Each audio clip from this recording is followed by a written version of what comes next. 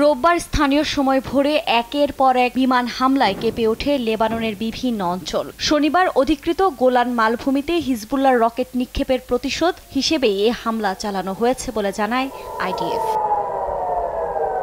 গণমাধ্যমের বরাতে জানা যায়, যুদ্ধ বিমানগুলো বেকা উপত্যকা, দক্ষিণাঞ্চলের শহর টাইরের আশপাশ, বুর্জ এল শেমালি, কাফর লীলা সহ অন্তত হিজবুল্লাহর ৬০টি অবকাঠামোতে লক্ষ্যবস্তুর দাবি ইসরায়েলের। তবে এতে কোনো হতাহত বা ক্ষয়ক্ষতির বিষয়ে এখনও জানায়নি কোনো পক্ষই।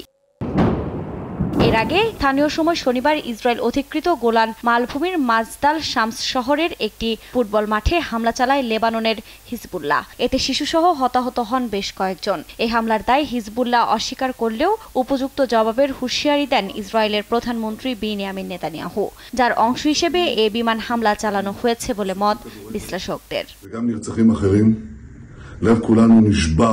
এদিকে হিজবুল্লাহ ও লেবাননের পাল্টাপাল্টি প্রতিশোধমূলক হামলায় উত্তেজনা চরমে পৌঁছেছে। ৯ মাস ধরে দুই পক্ষ একে অপরকে লক্ষ্যবস্তুতে পরিণত করলেও এবারের হামলার সবচেয়ে বড় বলে ধারণা করা হচ্ছে।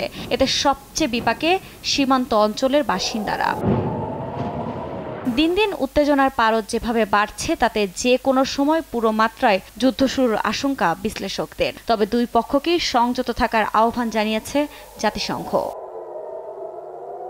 ১৯৮১ সালে সিরিয়ার গোলান মালভূমি অধিভুক্ত করার সময় তাদের ইসরায়েলি নাগরিকত্বের প্রস্তাব দেওয়া হলেও ফিরিয়ে দেয় তারা।